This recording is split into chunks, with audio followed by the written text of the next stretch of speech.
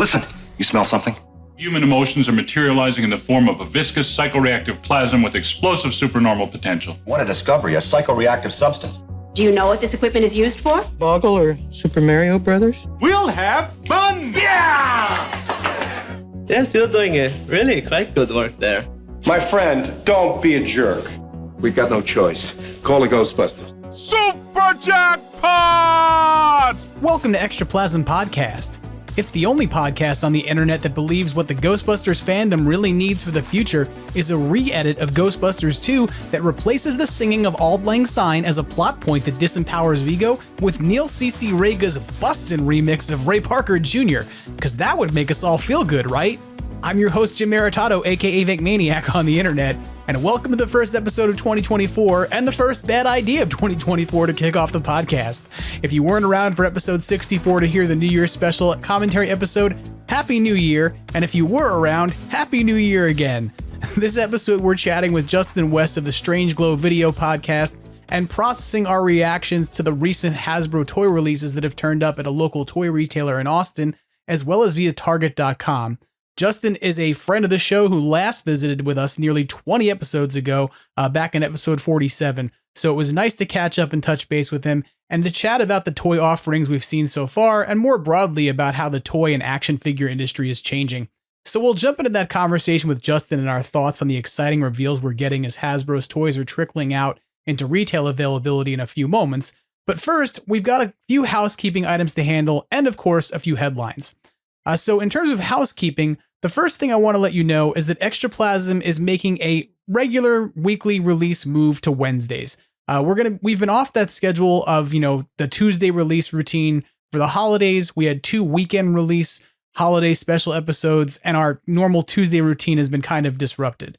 But beyond that, what most people don't really know is that Extraplasm is often put together in the very wee hours of the morning that you get it, meaning that I am often up very late on Tuesday nights, sometimes until like 5 a.m. so that way you can have a podcast at 8 a.m. And that often has meant that over the last 6 months, I've gone to work on very little sleep on Tuesdays, which is probably not that healthy. And there's always something, though, at the same time that I wish I got done in an episode or an idea that gets left on the cutting room floor for constraints of time. And often Extraplasm comes out on Tuesday with news and information as recent as Monday, but the news and entertainment marketing cycle often means that we see new news on Tuesday. So for the first half of this year, I think we're going to have a little greater flexibility with my Wednesdays. I actually prefer to stay up late and do it kind of at the last minute so you have the most recent coverage to talk about, and because late at night, there's nobody around making noise when you want to record. So given the factors I've kind of covered a few minutes ago or over the last few moments, it's going to make for a better experience for us all to make this change. And I will admit, as a creature of podcasting routines and habits who gets very used to having specific, commentary on specific days of the week and whatnot, I can appreciate that this might be a little annoying if you've really made Extraplasm part of your Tuesday listening schedule. But I hope that this won't be too much of an inconvenience and that any temporary pain is offset by a better show. And a much better and more, better rested host. So, we'll be making that change. Obviously, you're listening to this on a Wednesday if you're listening to it on release day right now. But moving forward, expect that you're going to be getting your Extraplasms on Wednesday as opposed to Tuesdays. And that's a good thing, I think, for all of us at the end of the day. The second piece of housekeeping news to know about is a quick reminder that the Extraplasm Ghostbusters Frozen Empire poster bundle sale benefiting Starlight Foundation is live. For $50, you can get yourself a bundle of 1 full-size single-sided Frozen Empire poster and 4 mini posters shipped directly to you, but that is only for folks in the domestic United States. Sorry, international folks. Poster shipping is expensive. So 80% of your purchase goes to benefit Starlight Children's Foundation, the organization that provides health improvements and quality of care and life in hospitals for kids through play and entertainment, and that you may remember did a very, very cool, fundraising opportunity and initiative last year to develop Starlight gowns for kids that are Ghostbusters themed. So that way kids in the hospital who want to dress up as their heroes as they try to battle against an illness are able to don a flight suit and, wear it throughout their experience being in the hospital and feel a little safer and have a little more fun. I've said this in the past that I love Starlight because they've done things for years like provide video game consoles within hospitals for kids. So that way they can, still have some experience of fun while being away from their friends and families, etc., and dealing with some otherwise pretty scary and hairy stuff. And so that means that, if you support this initiative, if you decide you're going to spend $50 to get what amounts to 4 mini posters and a full-size poster, $40 of every $50 contribution that gets spent on those bundles will be slated to benefit those kids. And you'll be able to make sure that you've got the poster in 2 size formats with extra mini posters to spare if you want to send one to the containment unit for a signing project, or if you want to send one off into the universe in hopes that Bill Murray will sign it, or just if you want to hang one at work or one at home. Or do something reasonable like that with them. So there will be a few other things added to this sale this week from my archive of extras, some of which may have been things that were difficult to get when Afterlife was released and that aren't sitting at Ollie's on clearance despite being Hasbro products. Hint, hint, wink, wink. So where do you find all of this stuff? www.ebay.com/USR/Extraplasm.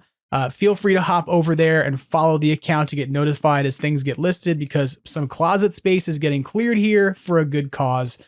And you can, benefit from that by grabbing some of what I'm going to have up for grabs. You can grab what's up for grabs. That makes sense. Okay. So with our housekeeping wrapped up, let's find out what news has taken place since the start of 2024 in Ghostbusters headlines.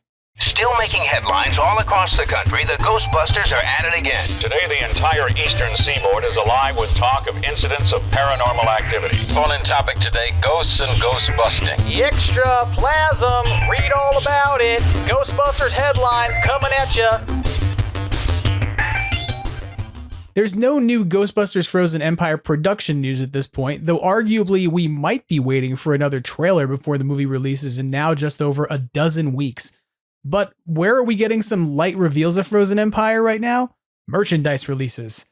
So fair warning, while Justin and I remain spoiler-free in our discussion of toys this week, if you're trying to remain completely tabula rasa, which is Latin for clean slate, and you want to be completely unexposed to information about new ghost-busting tech in the new movie, you might want to skip about 10 minutes ahead from right now in this podcast when I'm done talking about the toy releases that came out this week. So take a moment if you need to, and feel free to skip ahead. And if not, during episode 64, I told you about discovered Fright Features figures for Callie, Gruberson, and a slightly older Phoebe, as well as Trevor, but that each of those figures are coming with a pack-in stretchy slime-themed rubber ghost, and you can find images of those over on Ghostbusters News as they were discovered by folks from the Austin Ghostbusters and have since spread across the internet like wildfire. But of course, Jason has them to grab easily. But if you're ready to hear about some reveals that have turned up at Target since the start of the new year, then keep listening. So shortly after midnight on New Year's, I kind of had this hunch to check Target.com to see if anything had been, gone live that might have just been scheduled upon the ending of embargoes. And to be fair, I have some old boxes from the Afterlife release of products that had a 1/1, meaning January 1st, release date in terms of embargoes being lifted on those products. Specifically, I'm thinking here about slime labs that were sold not here in the US, but overseas in Europe. And so I kind of had this hunch sitting awake after midnight, after the Ghostbusters 2 commentary was on YouTube, and thought, I wonder if there's anything that has had its embargo expire at January 1st that might be posted on Target. And lo and behold, there was. And so the first thing it turned up was a new version of the Ecto-1 that has been developed based off of the mold for the Fright Features Ecto-1 that came out for Afterlife.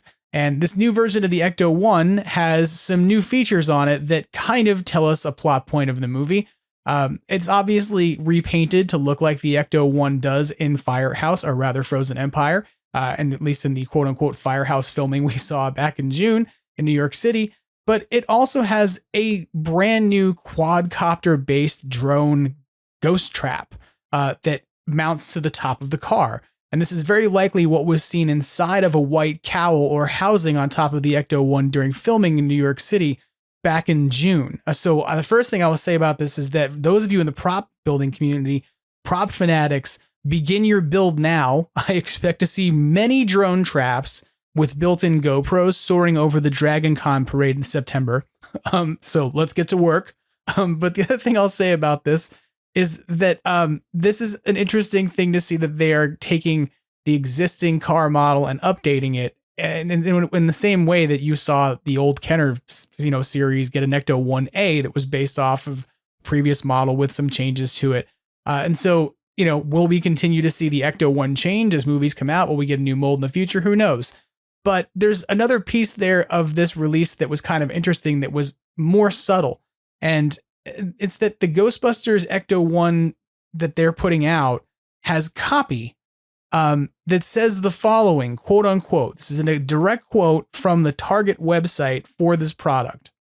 The Ghostbusters Ecto 1 vehicle toy is compatible with the Fright Features 5-inch action figures and the Hasbro Ghostbusters 3.75-inch action figure set. Now that doesn't make any sense because we don't have a 3.75-inch action figure set. In fact, there's never been a licensed version of a 3.75-inch Ghostbusters action figure set, and certainly not one from Hasbro, because that doesn't even just say in general 3.75-inch. No, it literally says the Hasbro Ghostbusters 3.75-inch action figure set.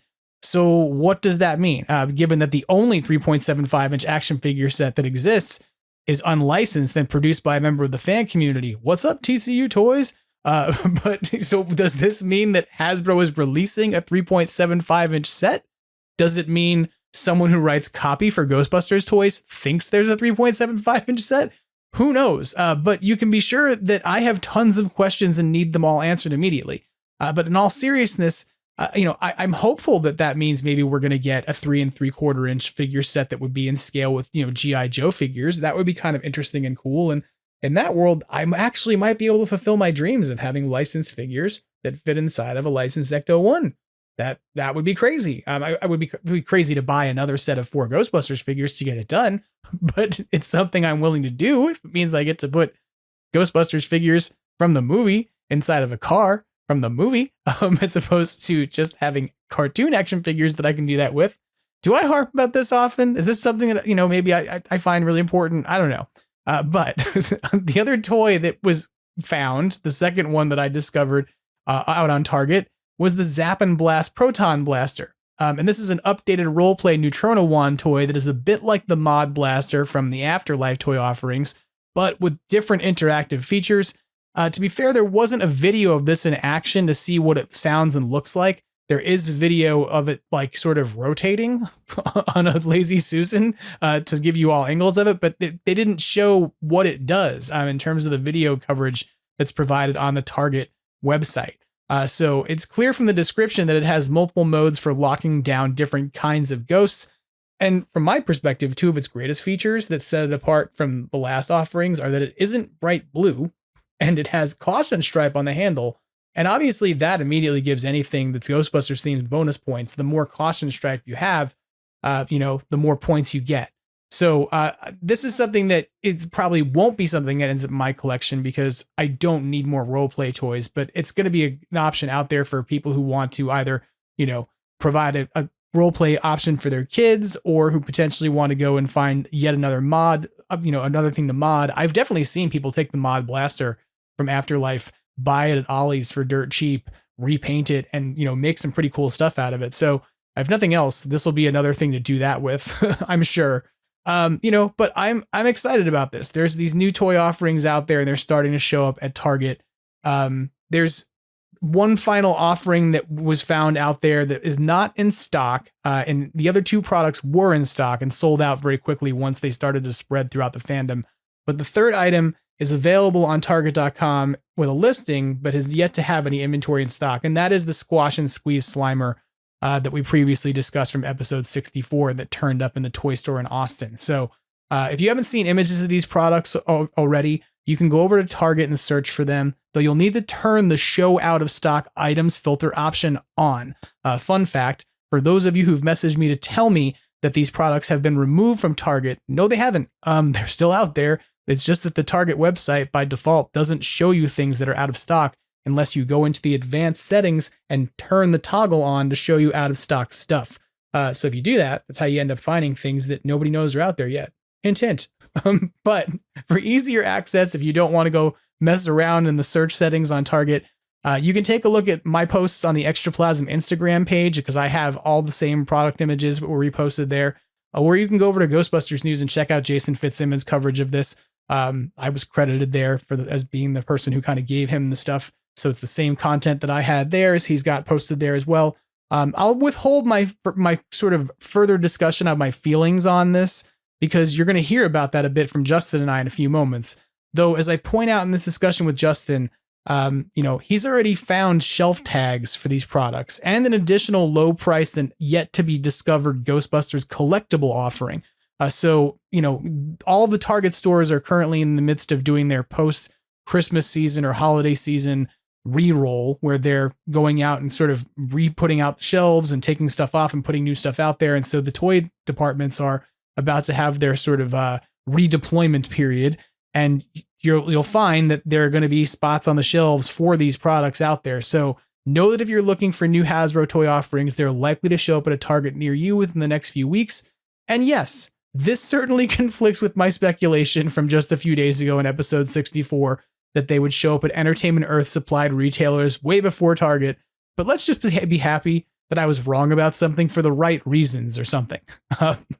In not explicitly Frozen Empire related merch news, Ghostbusters News is reporting on 2 new Slimer offerings that are going to be coming from HalloweenCostumes.com. One of those things is a new Slimer candy bowl holder that is going to be priced at $39.99.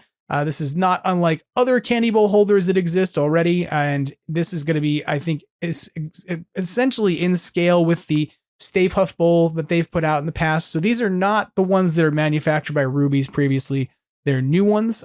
So this is slated to release, I believe, in June, alongside a new inflatable costume that's going to retail for $59.99. I thought this was interesting because this is an inflatable costume that looks almost like you're inflating a pool toy that has a clear window in his mouth that you look out of, which is a kind of a new way of structuring this costume.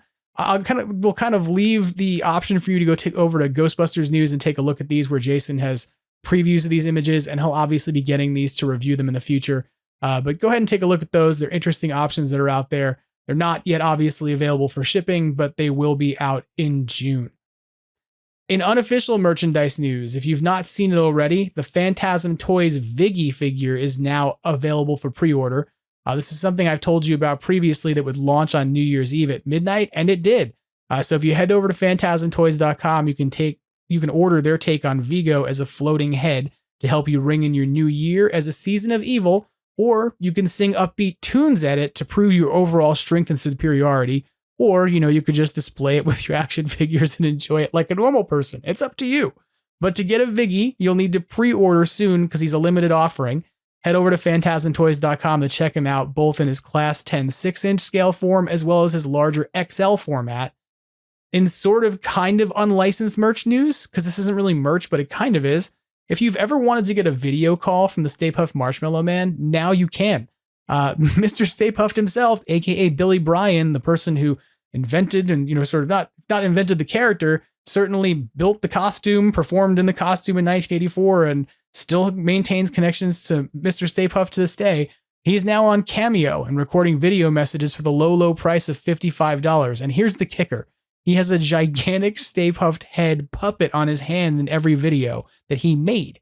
So you get to have Mr. Stay Puft's performer holding Mr. Stay Puft's head that he made in his hand, speaking to you as Mr. Stay Puft. And so while may not have known Mr. Stay Puft to be a chatty Cathy in the movies or the cartoons, on Cameo, you can have him call your friends to wish them a happy birthday, or to congratulate them on their law degree from night school, or to threaten some nettlesome little yarpers to be sent to someone else's house. Okay, maybe not the last one, but you've got to see the demo videos that Billy Bryan has up to see this Stay Puft puppet in action, because it's amazing, and it makes me very excited that he was on board for Frozen Empire, presumably for effects work. And so before you ask, no, you probably cannot pay him $55 to have him tell you the plot of Frozen Empire via a Stay Puft Puppet, but you can pay him $55 and dream of doing that. So check out Billy Bryan on Cameo. If nothing else, it's worth a few minutes of your time to go see this awesome puppet he's made and take a look at his preview videos to kind of get a sense of what he's got on offer, because it's pretty wild. It's honestly, I'm impressed. I kind of want one.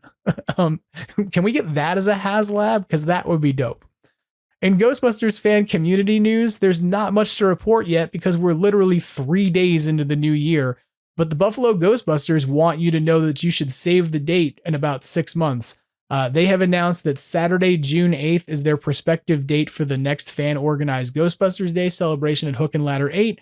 The firehouse, obviously, that serves as an exterior for the Ghostbusters firehouse in New York City. More details will become available about this event in the months to come, but if you want to stay on board and know what's happening with it, you can go and find their event on Facebook and add yourself as a prospective attendee if you want to remain in the loop about the event as details are released. So head over to the Buffalo Ghostbusters Facebook page and you can find the event there to follow along with it. And finally, I want to maintain in 2024 that habit of giving you something fun and cool to go take a look at, even though I kind of already told you that you should go take a look at Billy Bryan. And there's a name I always love saying every time I get to say it. Fabrizio Fioretti has a new piece of artwork that came out for New Year's, and Ghostbusters News has the coverage of it. If you head over to Ghostbusters News and take a look at Jason's coverage of this, he has amazing images that Fabrizio Fioretti did of Vigo sitting on a throne of blood in front of a stained glass window that is the pink river of slime behind him. And there are a bunch of severed heads on pikes around him, and he has a cat sitting on the throne next to him. I want this like as a piece of artwork in my house. Fabrizio Fioretti, if you are out there, put this out as a print. I want it. I want it more than I want like a typical framed painting of Vigo, because this is, I think, hands down, the greatest painting of Vigo the Carpathian that was ever created. I don't care about the original one from the movie anymore. I want this one. This is what I want. We need to go back and redo Ghostbusters 2, and we're going to replace Auld Lang Syne with Bustin', and we're going to replace the painting of Vigo with this one. Somebody's got to do it digitally. It's the new fan project. Whoever can do it, get in touch. But you have to go take a look at this image. It's really great. Head over to ghostbustersnews.com and take a look at Fabrizio Fioretti's art. And of course, you can also go and follow his artwork itself. He posts on, I believe, his ArtStation page on a regular basis, and you can find his works over there. Or you can also find his work on his Instagram page over at FabrizioFioretti.art. That's FabrizioFioretti.art. So take a look at what he's got on offer, because he's doing amazing work. He worked on doing concept art for DNEG, crafting visual effects for Ghostbusters Afterlife, and he's continued to do a series of Ghostbusters artwork that's inspired, that he calls artworks inspired by the Ghostbusters universe. So go and take a look at this if you haven't already to see the collection of artwork he's got out there, but absolutely take a look at this painting of Vigo, because I want it. I want this so badly. Okay, so that about covers our headlines for this week. Let's go now to my conversation with Justin West as we dig in a little further to the forthcoming things that are out from Hasbro, and potentially maybe you're not quite supposed to be out yet, because we didn't really quite get the official announcement about these as much as they just began appearing in stores. But nevertheless, we're going to talk a bit about them, what they mean for us as fans, how Justin and I feel about them, and we get into a bit of a conversation about the overall toy industry. So let's go now to that conversation with Justin. Joining me on Extraplasm podcast, returning as a recurring guest on the podcast, of course, he has his own podcast that is amazing that everybody should check out. Justin West of the Strange Glow Video Podcast. How are you doing? I am great. I really appreciate you having me back on the show. Excited to do some Ghostbusters chat today. Yeah, me too. I always enjoy chatting with you, and one of the things that I thought would be fun for us to talk about is, because it happened in the last 24 hours, was the sort of sudden discovery of Hasbro toys at Target. They think that you are a person much like I am who, when the toys drop at Target, you become a Hasbro hunter. Mm-hmm. Yeah. You were at Target posting DPCIs and barcodes and shelf hangers within like 6 hours of this news being out. And I was like, I got to talk to Justin because Justin has the same kind of bones I do about Hasbro toys and how to hunt them down. Yeah, for sure. Like, so I saw that post and I was like, okay, let me go check my local Target. And I had to get some grocery items anyway, so it wasn't a big deal. I was going to make a run up there, but that just helped me pick where to go to get groceries. So, so I was able to swing by in there. And they're like hands down in the middle of the reset already, which I was able to stop by a few other Targets here in town and nobody else has started yet. So being able to get those off the get-go is going to help. But I had to post those around for the toy community because you know how we get, like the hunt of the toy is so exciting. It's like, oh, finally something to look for because honestly, I'm collecting so few lines right now that I don't even go to the toy aisle sometimes, like just because I'm like, there's nothing I'm really looking for. And I'm like, I don't need to be tempted to buy something just to like buy something I don't want, but just because I have the itch, and I'm like, I'll just get on eBay or Amazon or try to find something later. You're not wrong about this. Like, I don't go in the Target toy section much anymore. To be fair, I try to avoid being inside Target at all. Like, not that there's good things about the pandemic, but one of the things that happened as a result of the pandemic is that Target just got their A game on Drive Up. Like, and they never stopped having their A game on Drive Up. I love Target Drive Up. It's the greatest thing that's happened at Target in years. And so I tend to avoid going inside entirely if I can. But when new toys come out, I am tempted. And the last time I ended up wandering down the toy aisles, I walked out with Beavis and Butthead reaction figures for absolutely no reason. I don't collect reaction figures. I don't have any other Beavis and Butthead merch. But I was standing in the toy department and went, well, these are kind of cool. I would have enjoyed these years ago. Maybe I'll enjoy them now, and bought them for no reason. So I completely relate to this. It's dangerous to go in the toy department if you're not actively collecting, because you may suddenly find yourself collecting something new that you didn't intend to. Absolutely. And I feel almost jealous of people who collect turtles, but then I don't when I realize like there's 20 lines of turtles going on right now. And like they're all releasing the same thing in different types, but they got a lot of the vintage re-releases going on right now. So I saw the mutating turtles and I was like, I had some of those as a kid. That'd be cool. I was like, but I don't really need that. I'm like, that's money I could better spend somewhere else. Well, I will say that I thought it was funny when you posted these photos. And if you haven't seen them, folks, like we're talking about photos that Justin posted off in the YHS Discord and I'm sorry, YHS Facebook group, the Yes Have Some group therapy group. And I'm sure you posted them on your own social media and stuff too. Yep. But the thing that I laughed about at first was I saw your post and I very snarkily internally went, well, of course you found the DPCIs. They're on the listings for the toys that I found and posted to the internet earlier today. So congratulations, you found the DPCIs. And then I looked closer and realized that you had found one for something that I hadn't found yet. And I was like, oh, what'd you find? And it became the rest of my day was that you have a shelf tag that you found a photo of for an item that's $7.99 and is listed as Ghostbusters FHS Collectibles. And I went, well, the only things that we've seen so far, like to recap on what we know is coming out, because we weren't supposed to know yet, it's just kind of happened, is that, the Fright Features figures turned up in Austin and, Ghostbusters News covered that. And there was very clear that we're getting 3 new figures and 1 re-release with a new mini Ghost, because we're going to get the Callie figure, the Trevor figure, the Gruberson figure, and the new Phoebe figure. And then we found out at the same time there was going to be this sort of squash and squeeze Slimer thing. And all of those have a price point that's like those figures were priced at $14.99 in the retail establishment they were in. The squash and squeeze Slimer is like $29.99. And then we found out that there's a new Ecto 1, or rather the last Ecto 1, the last mold reused and repainted with some new features on it. And that's $29.99. So the question in my brain became, what's $7.99? So a few thoughts on that.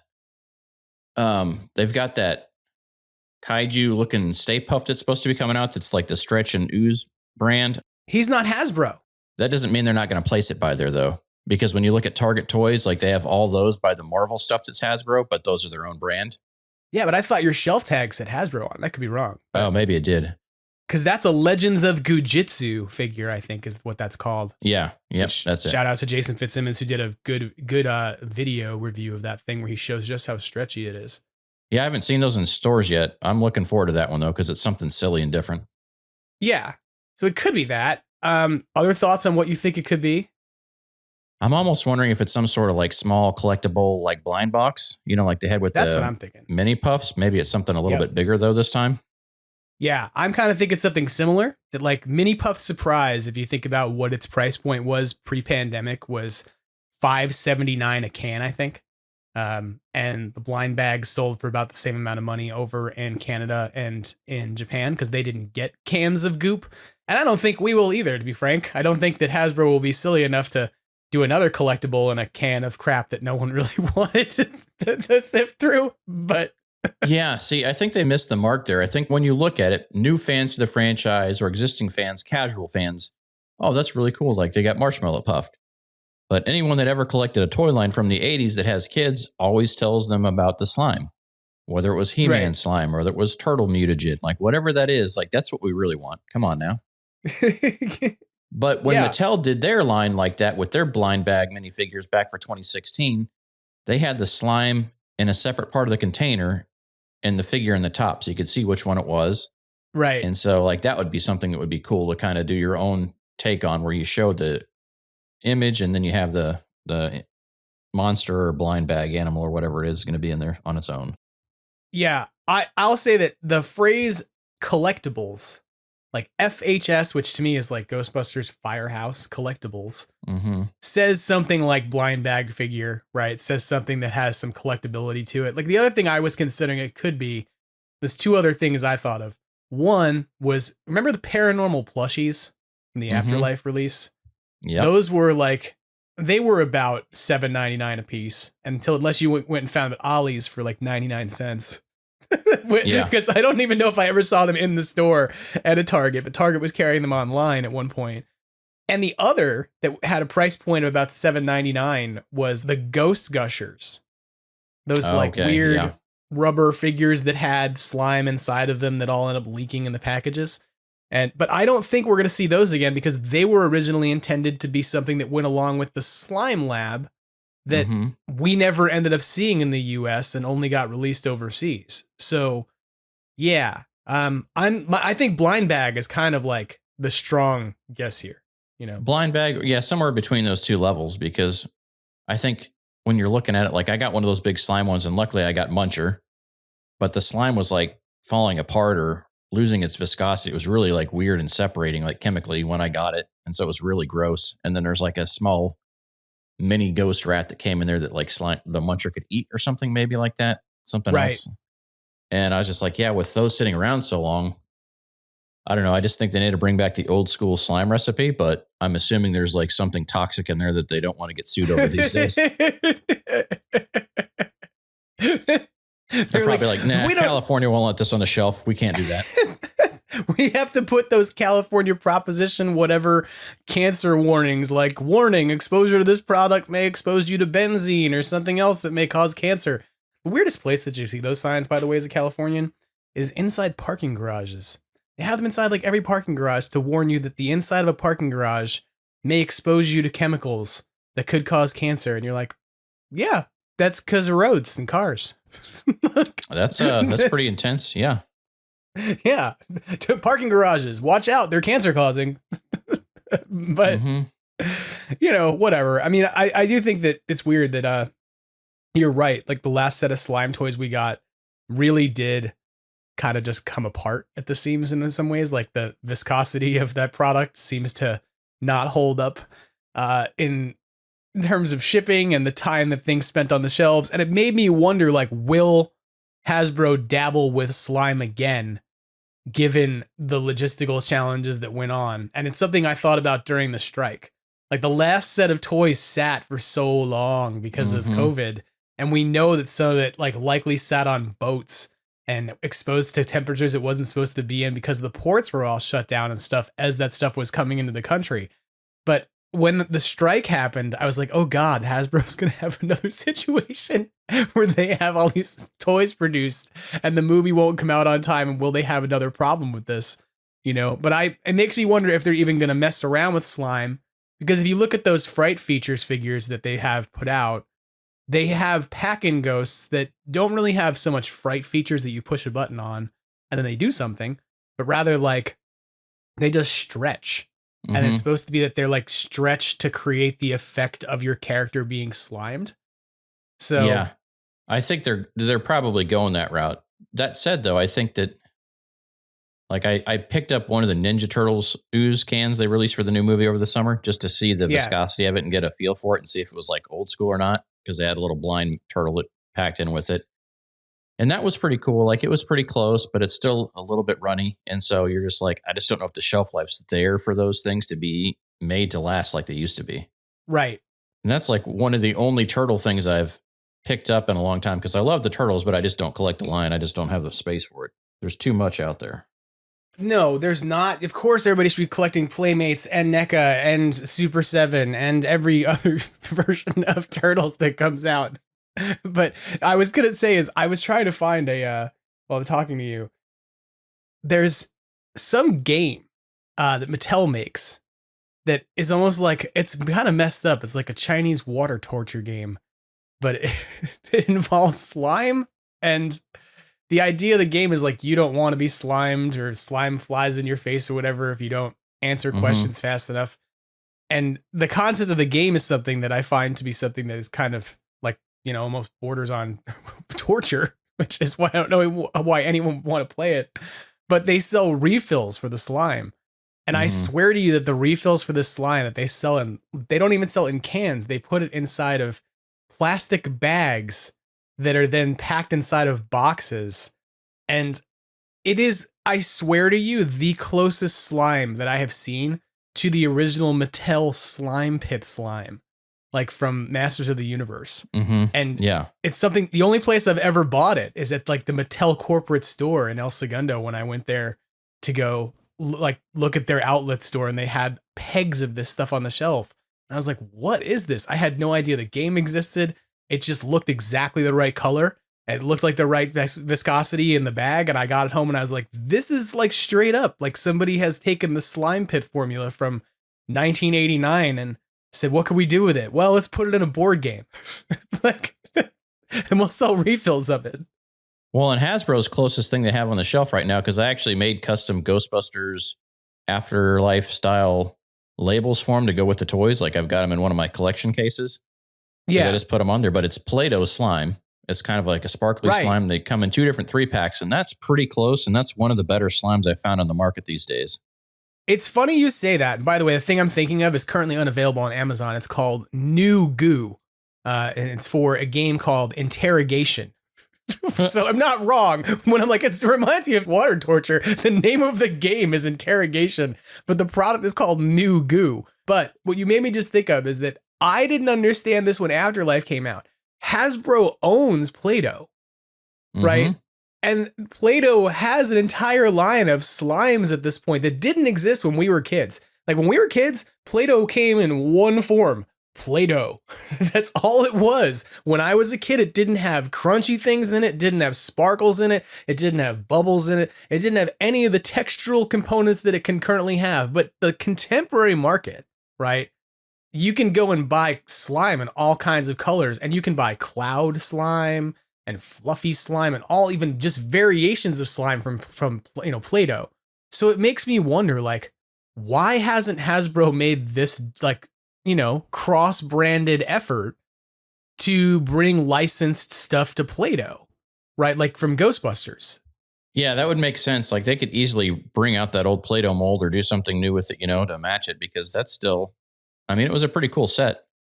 Yeah, I have that set. I bought it during the pandemic. It was one of my like, oh my God, the world is ending and I need to recapture my childhood to feel better because I can't leave the house purchases. Yeah, there's a lot of eBay selling going on and buying them. Like the eBay hangs that YHS is doing at the time are a blast, because you're like, okay, we're all in this together. We're going to hang out. We're going to shop and going to get some stuff. It's true. That's the period of time when I was logging online on Thursday nights or whatever and watching people be like, I'm making a several $100 investment in buying a Pee-wee's Playhouse activity set because we're stuck in the house and what else are we doing? But I do have that Play-Doh set, and it is one that, you know, I think for us as kids was iconic. It had the Ecto-1 in it. It had like a playmat. You could make your own ghosts. It had a containment unit that shredded the ghosts up in little pieces and stuff. And it worked and fit well alongside your Kenner action figures. Like you could create mini ghosts with that and bring your action figures to the kitchen table, and everything could go together well, you know? So it kind of is interesting to me that, like, you know, Play-Doh exists out there. Hasbro owns the license for it. They create everything alongside it, but they have yet to give us some sort of Ghostbusters themed Play-Doh set in the contemporary age where I just go, why? Like, what is it that these two divisions, like action figures and Play-Doh, just not talking to each other at all at Hasbro? Well, they still do that, but I've seen some Star Wars crossovers and stuff, but ever since Toys R Us went away, because Toys R Us used to have a huge selection of Play-Doh cross-branded. Right. And ever since they kind of went away, it's a lot harder to find that. You got to hit specialty shops or like online, or like Five Below will randomly get that stuff in sometimes. It's just so hit or miss. So I don't think they're investing in that as much as they were even 5 or 6 years ago. It is odd though, because like if you were to go and look right now at Walmart, like on Walmart.com, you can find a set for like the Play-Doh My Little Pony Macon style ponies. And it is straight up like it is a mold to make your own Play-Doh based My Little Ponies and hair for them and accessories and then decorate them. So it's weird because like they do have this synergy within their existing brands. Like they own My Little Pony, they own Play-Doh, so they have this synergy with the existing brands they have. But in terms of the licensing, I don't know what the choice is as to why they don't have a Ghostbusters Play-Doh oriented thing. But it does seem like a no-brainer given that slime exists in that entire line. So yeah, I think there's some really cool stuff they could do, but I could see them waiting to, you know, for the TV show or the animated movie to do some more of those tie-over lines, because right now at the main media, maybe they're trying not to do overkill and have stuff that doesn't sell well. Yeah. I think you've got to really hit that age range of those kids. They're going to want that because, and kids today are completely different than how they were when we were kids, right? With what they want to play with and what they're into. Yeah. No, I think you're right about that. Screen time takes away so much of like playing with toys that it's like a lost art form to the kids that don't know, but the kids that have like parents that love toys and collect them themselves. So like they've got everything your imagination can handle. Right. And I was thinking about this, and we can kind of get into a bit of like how you think of, you know, what you think of the toys offered so far and whatnot, because we're bouncing around a little bit. I was thinking about the offerings that are out there this year and so far and what's being put out. And I'll just ask you, like, of what you've seen so far and what you know is coming. You now know that there's like 4 Fright Features figures coming. You know there's some Kenner Classics Fright Features coming. You know there's a Slimer coming and an Ecto-1. So out of the stuff you've seen, what's your reaction so far? Like, are you excited about it? Are you looking for more? What do you think? So the modern Fright Features line from Afterlife was probably my favorite toy line. Yeah. They did for the last movie. I just loved how the style of play was easy. Like the proton guns fit in one hand, even though they didn't look great, you know, as far as like crossing over. But for a minimally articulated figure, I thought it was perfect. My kids loved them. I really got a kick out of those. So I was really happy to see them continue that line. And even when you look at the re-release of that, the packaging art is so different. I think they really nailed it there. A couple of the extra features there that we don't have to get into just because we don't want to spoil anything. I think those all make sense and make an easy sell to get another one. Right? I mean, it's got the red stripe all the way to the front, which I think everyone's seen. And I really like what they did with the pack-in ghost this time. Did something completely different instead of just doing more of the same. And so if you're going to keep doing the main figures looking the same, but the ghost pack-in ghosts look different, I think that's really cool.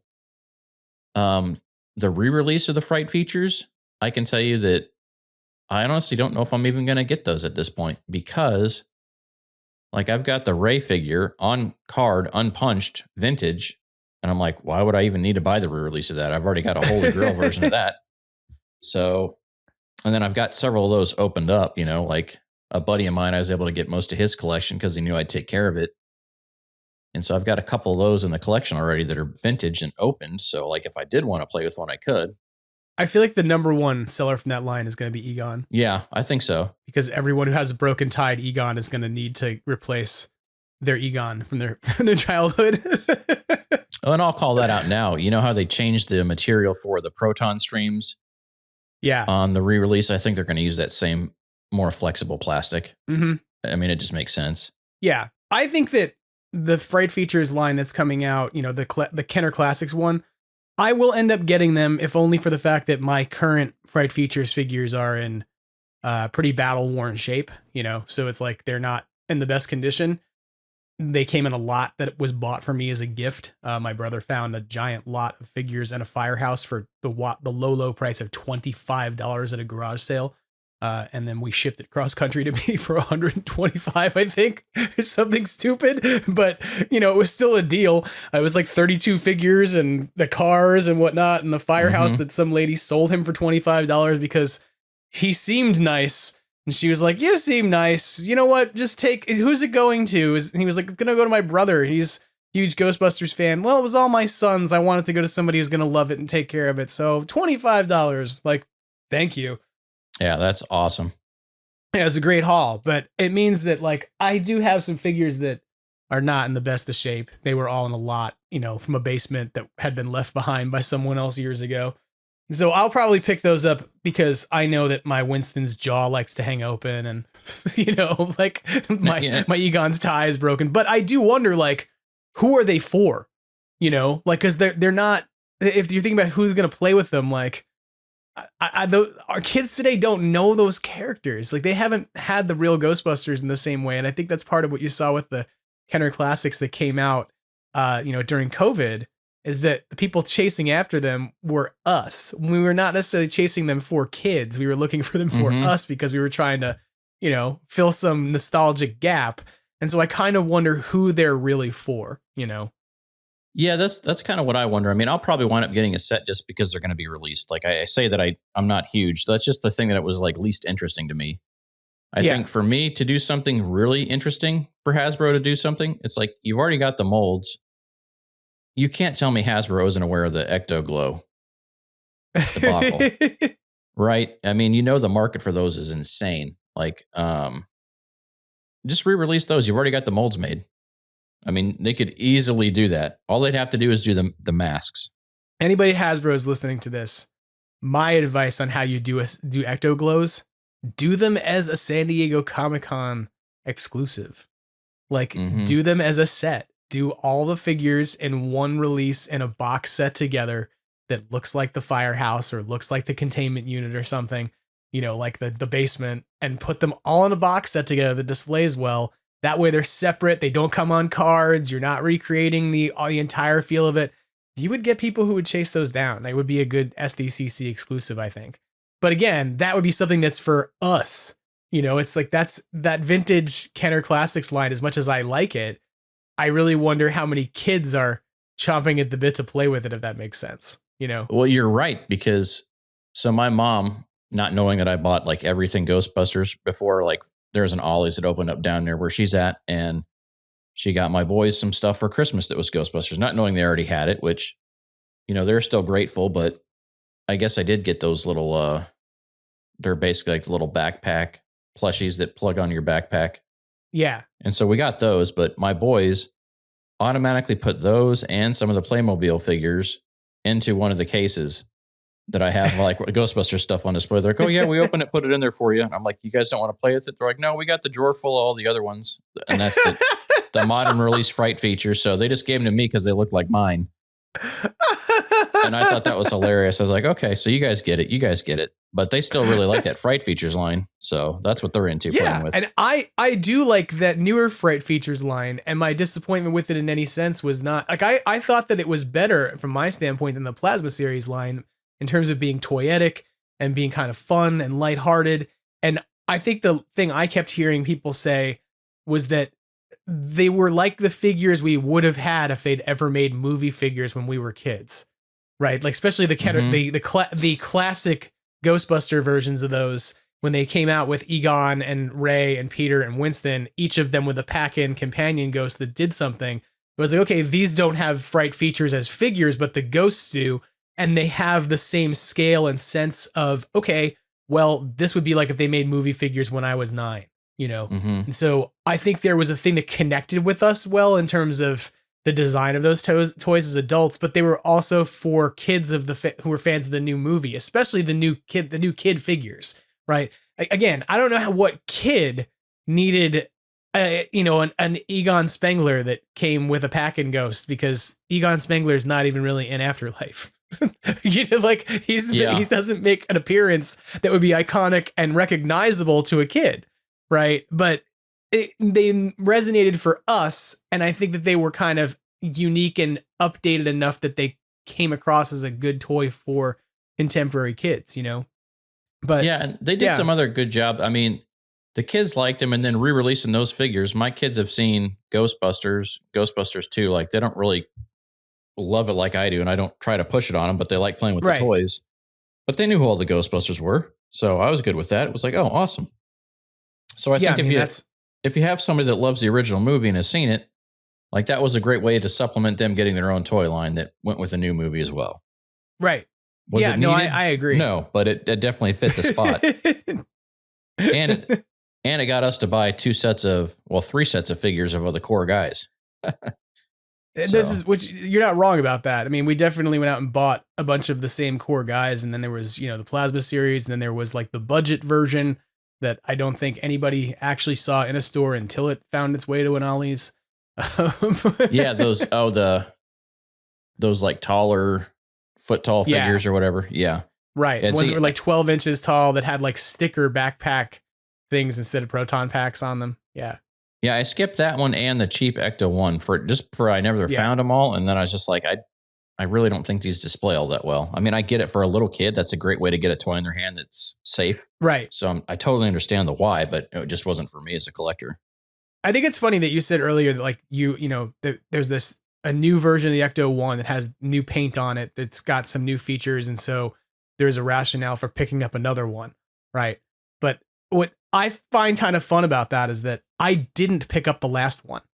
And the reason why I can remember distinctly in the moment feeling completely oversaturated, because we got to the start of that year and the Plasma series Ecto came out in January, right? Mm-hmm. Which didn't fit in scale with anything. So it was just like, buy this and display it, but it doesn't go with anything that you have at all. But it is going to be the most realistic depiction of the car we're going to put out for this film. So you had to get it. And then around the same time that was kind of dropped was when they also dropped the Kenner Classics Ecto. Mm-hmm. And then it was like, oh, and also here's another Ecto 1 for these Fright Features figures that came out like a month later. And I sat there and I went, I just don't need 3 Ecto 1s. And if I'm going to make a choice about which one I'm going to buy between the Fright Features one or the Kenner Classics one, I'm going to go with the Kenner Classics because it fits with all my existing Kenner figures. I was just like, I could get this other car, but it's only going to really be something that kind of displays well with my newer figures that kind of seem a little more, I don't know, cartoony, and that kind of fit in the scale and the design of it, versus getting the Kenner Classics Ecto 1, which all of my figures will interact with, except for my 5.5 and 6 inch tall figures, which is why I don't have a 112 Ecto 1, and I should, but I digress. That is the biggest thing. And even when you look at what Hasbro's done in the past, like they did a fair amount of the Marvel Legends in that 3.75 inch to 4 inch scale. And so I was like, oh, maybe when they do that Plasma Series Ecto 1, they'll at least give us like the 4 core busters or the kids or something like that in that scale. Because even when you look at like what Mattel did with Jurassic Park, they abandoned their Amber collection in favor of the John Hammond collection, which is the smaller figures because they scale with all the vehicles. Right. They realize they make a better quality figure at a smaller scale. And then you can use all those vehicles because those vehicles are all pretty well done. I mean, just for a collector's perspective. And yeah, you almost wish they'd do something like that, but then that just creates more buying issues for me, which I got to buy it anyway. So you're not wrong. It does, but I think that there is a point of also being selective about what you do and don't, throw your money at, and the success of some lines over others that, and to some extent, I wish that like there was an opportunity to say to Hasbro, like, just narrow down to this, this, and this, and do it well. Like, they're doing amazing with the props, right? And like, there's no question in my mind, like the Spengler one was sold at retail and that was great.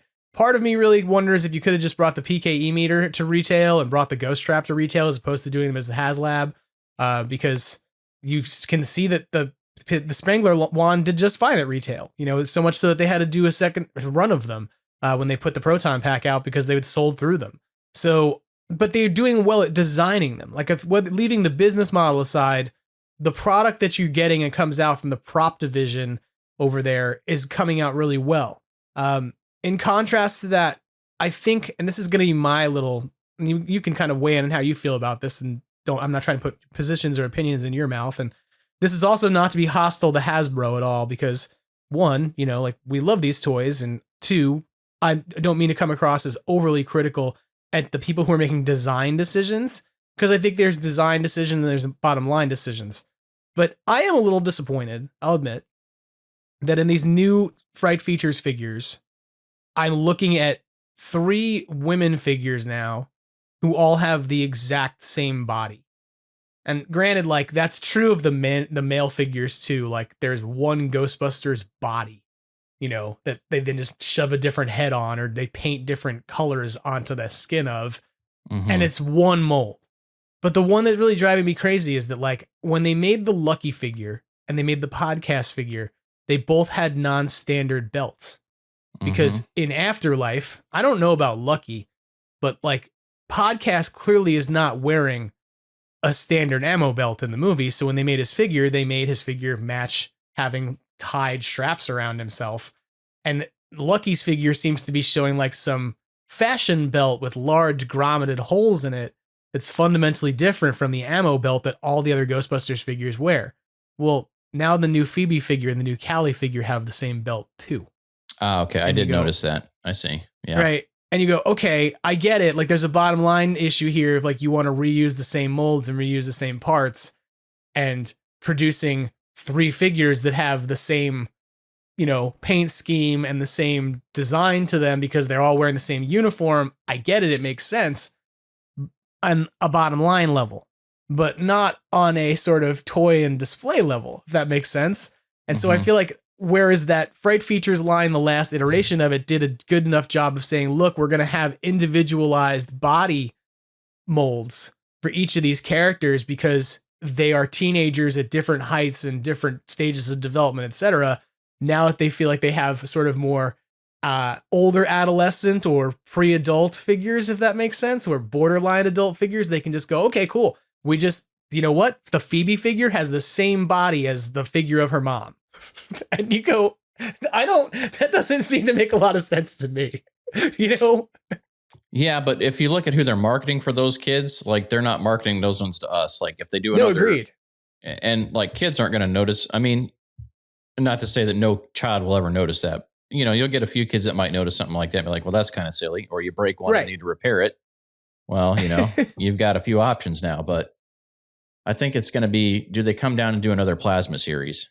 But I guess the one thing I've kind of noticed is that Hasbro's not really super interested in the ghosts. I mean, they didn't do an updated Gozer sculpt at all either, right?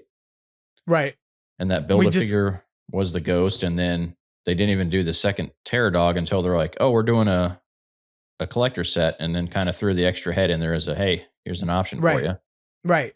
I mean, and even when you look at the Louis Tully special figure they did, right? They didn't develop a second ghost. They went, no, we're just going to take the Build-A-Figure that exists that you already collected over the course of 6 other figures you bought.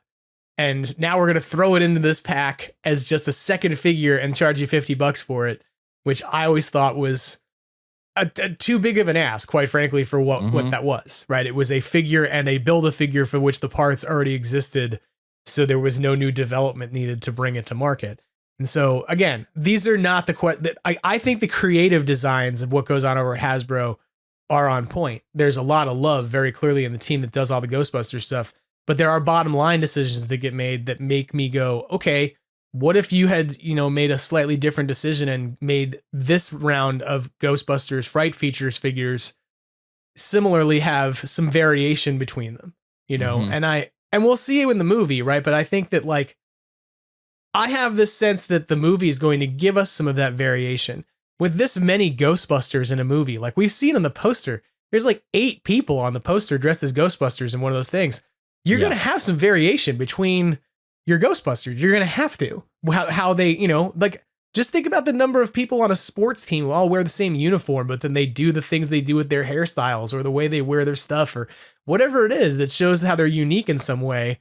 Mm-hmm. And I would love to see that portrayed a little more in the toy line, you know, like it's not to say they're bad figures at all, but it's something where I go, okay, I can see where the cost cutting is kind of happening, you know? Yeah. When you look at, and I'm sure there's hesitation just due to, you know, I mean, they famously had their layoffs recently, but when you look at the toy industry, when you look at how kids these days are predominantly using screen time instead of like traditional toys, right? I mean, right. The toy market is now just as much for adults as it is for kids.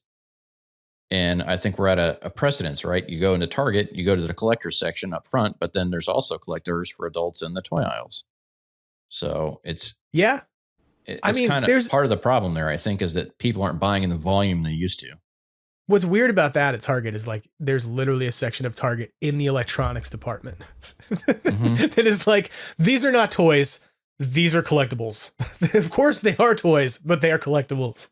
Well, and I think part of that has to do with how NECA's licensing and legalese is like done, basically saying like these can't be done this way or that way, and that all makes sense. I'm fine with that. It doesn't bother me a bit, but it is just kind of one of those things where like I would love to see a little bit more detail and care put into it, but at the same time, I would rather you have them release them all this way than not release them at all. I agree with that. I kind of hope that as we continue to see what other toys are going to be coming out in the line, that we see some stuff that's a little more unique and new. Mm-hmm. I was joking yesterday that the Zap and Blast Proton Blaster, someone was like, how is that different from the Mod Blaster? And I was like, it's different colors. It's different It has colors. a different piece on the front of it. I think the attachment at the end's different, and I don't think it comes off this time. Does it?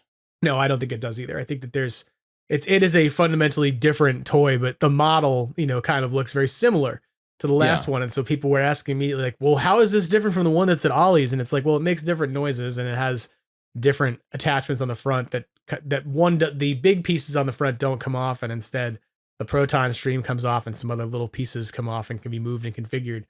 But I went, okay, that's cool. But by the same token, like there are those wands sitting around at Ollie's. So we don't have a dearth of sort of role play toys right now that does the same thing, given that there's overstock of that exists.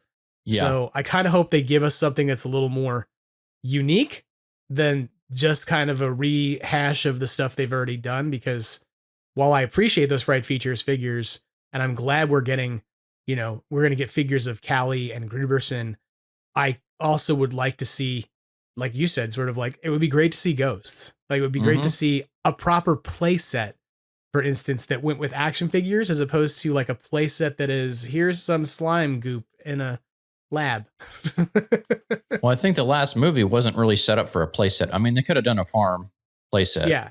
But that would have been an odd play set when you really think of the logistics of it, right? It would have been like really weird because you would have had to like put traps into like a plastic dirt farm with maybe like the little electrical equipment out there that Egon's using to power it all, right? And then like maybe a porch. So I think, if anything, I would love to see like that, and I'll call it the modern Fright Features line. I would love to see them do a firehouse for that, which I would almost put money on them having to do, just because, I mean, that's obviously where this movie is going to take place, and it's going to be integral to that. And then you're going to be able to have like a headquarters for them, but you're going to have to do that. And then I'm also scared if they re-release the Kenner Firehouse, like, are you going to take away sales from the new Firehouse? It's going to be different, something fresh. Because I'd honestly rather them just release a brand new one. Oh, I agree. First of all, I'll say this. I don't think we're going to get a Firehouse at all. just in I want one, but in my heart of hearts, and sort of seeing like how Hasbro is going through some financial woes and making cutbacks and things, like I think that risk taking is not necessarily a thing we're going to see them do unless they can push the risk into a HasLab model. And so the only way that I think potentially we could see a Firehouse come out, as much as I think it should just be a retail offering, just like I think that the props should have been, is if they do it as a HasLab. But I am of the mindset that we don't need, like I've heard people say, let them re-release the Kenner Classics Firehouse. And like, no, don't do that. give me what I keep calling Ghostbusters Firehouse Origins, right? Like the way that Mattel did Castle Grayskull, it looks just like the old one, right? It's like if you put them next to each other, they're, it's obviously has better paint and the mold's better, but like you don't look at it and go, oh, it's not Castle. No, it is Castle Grayskull. And they took every feature of the existing old school 40-year-old Castle Grayskull and did something to update it in some way. They added a piece of technology to it. They did things to actually improve upon the existing design. And that's what I want to see somebody do with the Ghostbusters Firehouse set. Like I want Hasbro to take the Kenner one and use it as a basis and then go, okay, well, how could we update this so we could put in like a bell that rings, like so that way you could push a button on the desk and you would get the fire alarm bell going off, right? Or that you could have the fire pole be something that was based off of, I don't know, like a magnet platform as opposed to a rotating weird corkscrew device, Yeah, and I think that makes sense. I mean, because even if you look at, Turtles just had their movie, right? And so you look at their playset, they had the turtle van and then they had the sewer layer, which looked pretty cool, but it's much smaller in scale than they used to be, right? It just feels like with less kids buying toys for the big play sets, and there was plenty on the shelf like right after Christmas. I was like, wow, that's kind of crazy. So I'm just thinking if they do it, they're going to have to do it strategically unless they do it something where it's real simple and easy and like at an approachable price point, and also doesn't eat up a lot of shelf space, because when you look at that Kenner box is huge and there's just not a lot of space for that there. So it just doesn't make sense to be doing anything that big anymore. I mean, and the same goes for thinking about like a Castle Grayskull box. I mean, it's not like massive, but it's big enough on a shelf that it takes up room. And I think a lot of the retailers are trepidatious. I've been joking. I mean, I think this as somebody who has worked at Targets in the past and kind of knows the toy game a bit in terms of collecting, that Target has significantly decreased their commitment to space for action figures. They're kind of like said, we are going to take less of this. And I've kind of joked for a while that the thing to blame for that is the Marvel Eternals figures. That if you walked into a Target during the point that Eternals was out, an entire end cap was just covered in figures that nobody was buying, right? And so it's like at this point, pretty much a known fact that Target came back after that movie and after other movies and things and looked at Hasbro and said, we're going to reduce the available peg space for you on shelves because you have product that's just sitting here that doesn't go anywhere. And at the same time as that was going on, you watched some of the Mattel Origins figures that were just kind of like, hey, they've got, 25 Beastmans in stock, but not distribution of the rest of the line really well sorted out here. So those are also sitting on the pegs. So I think for toy retailers, as much as like, it's kind of funny, Toys R Us is like trying to make a comeback, right? We've all watched it die, and now it's trying to figure out how to come back inside of like a Macy's and be inside of department stores. But at the same time, your big retail chain, big box stores are still decreasing their commitment to action figures on shelves, so that's part of why I think like realistically, if we're ever going to get a Firehouse, it might be a direct to mail order, like ordered via the internet kind of release, as opposed to something that goes on shelves. Yeah, I could easily see them doing that just because the retail space is so slim. I mean, you just look at what they're doing with physical media. Same thing, like they're eliminating that space and using it for other stuff that sells better. Right. And we're kind of at an interesting point with the toys because they've got a lot more toys aimed at I would say a 0 to 5 or 6 year old market now, like more learning toys and more outdoor stuff than they do like the traditional action figure aisles. Right. And I think that's their biggest thing is like, how do you get that return on investment for having that much retail space, not to get that kind of sales pushing through. But I also think just as a toy collector, you see the stuff that's like peg warming, whether that's Star Wars, which Star Wars just needs a soft reset for a little bit. They just need to like take some time off and give people breathing room. And you see the amount of peg warmers. It's like, you need to stop making it so hard to get the figures that people want.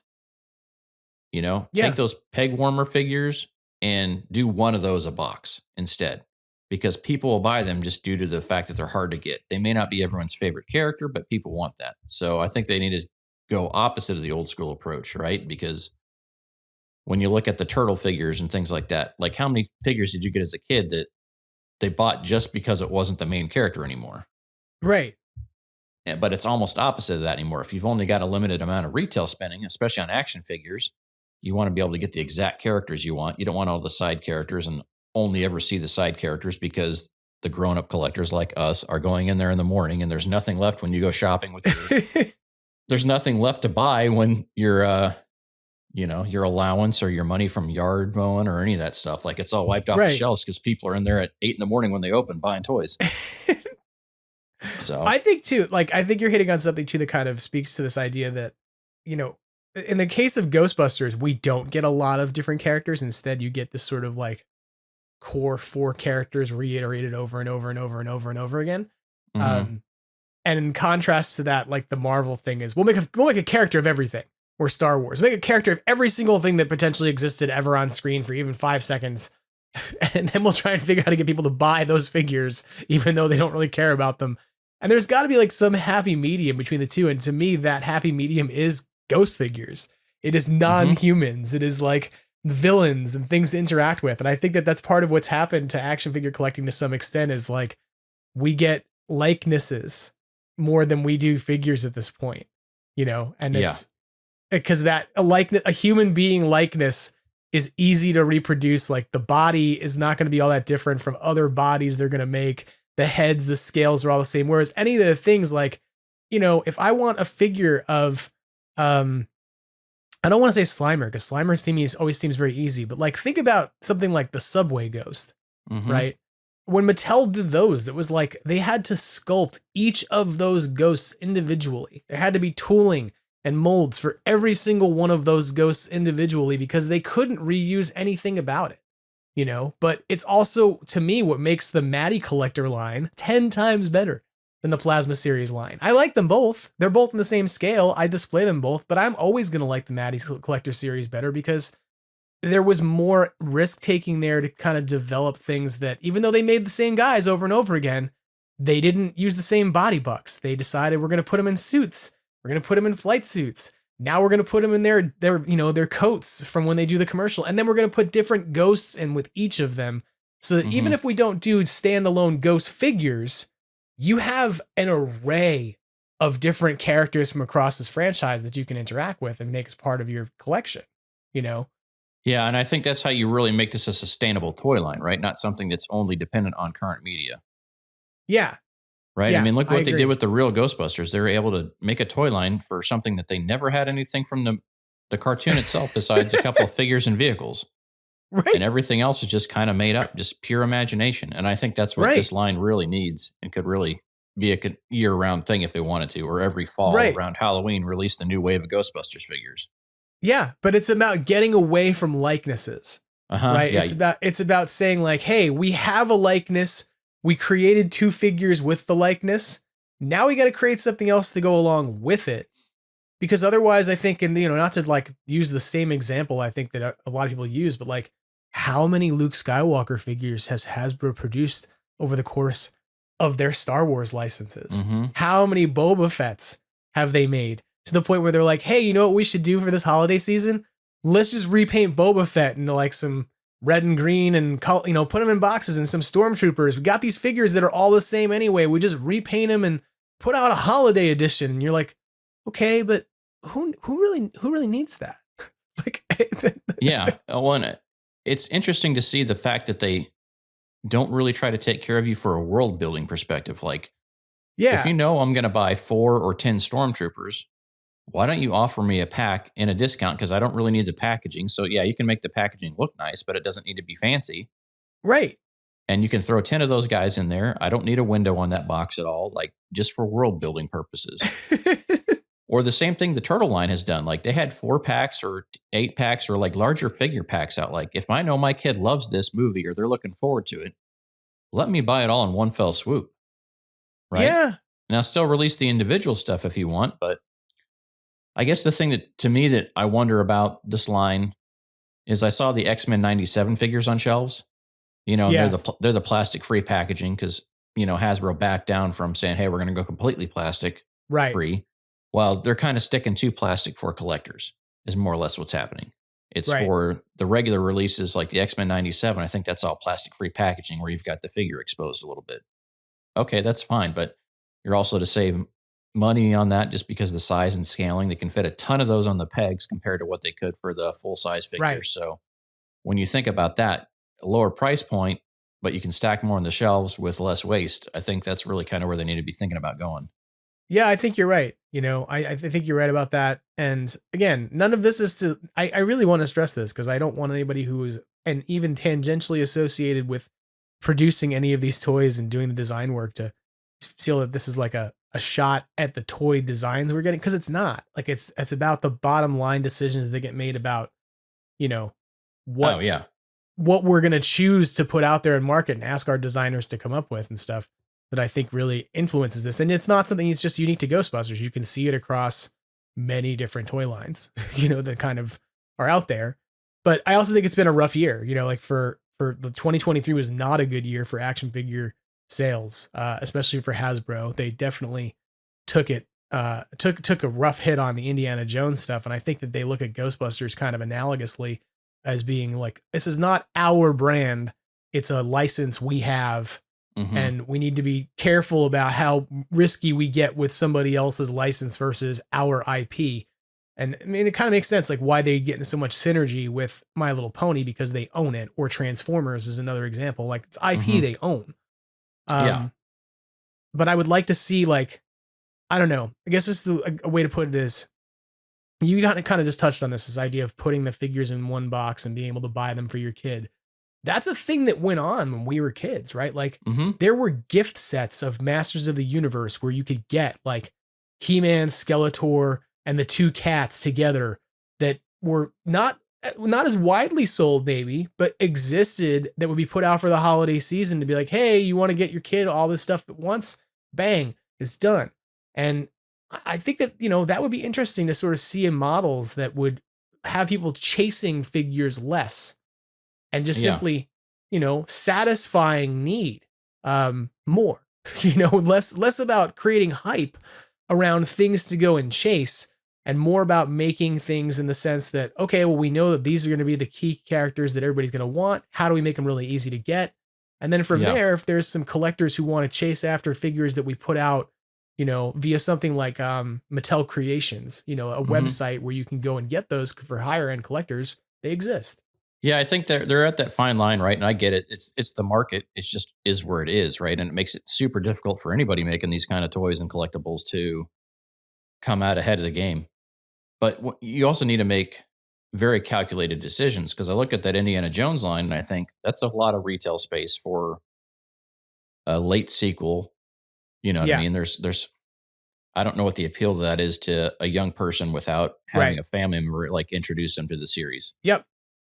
Now, that's not to say you couldn't say the same thing about Ghostbusters, but I think little kids are scared of the unknown and the unreal. And I think that automatically gets their attention regardless of whether or not they got a fan in the family. So I think you're comparing apples to oranges for those lines. But I saw a lot of Indiana Jones figures. Like Indy sold great, the main Indiana Jones figure. But there's a lot of the figures on that line that were peg warmer that were just the other characters that, did you even need to make those? You made those for collectors, but put those directly on Hasbro Pulse. Hey, we're going to continue this line, but we're not going to waste any retail space on this. Right. Because we know that you want it. And if you want it, you'll seek it out and get it directly from us. Yep. Or if they want to save on shipping, they can partner with Amazon or somebody like that to immediately reduce the peg space, right? Warehousing's warehousing, no matter who does it. And this is also like a weird thing to consider. And I don't know how significant it is in terms of the action figure business, but it's real. Like it exists, and it has for 20 years.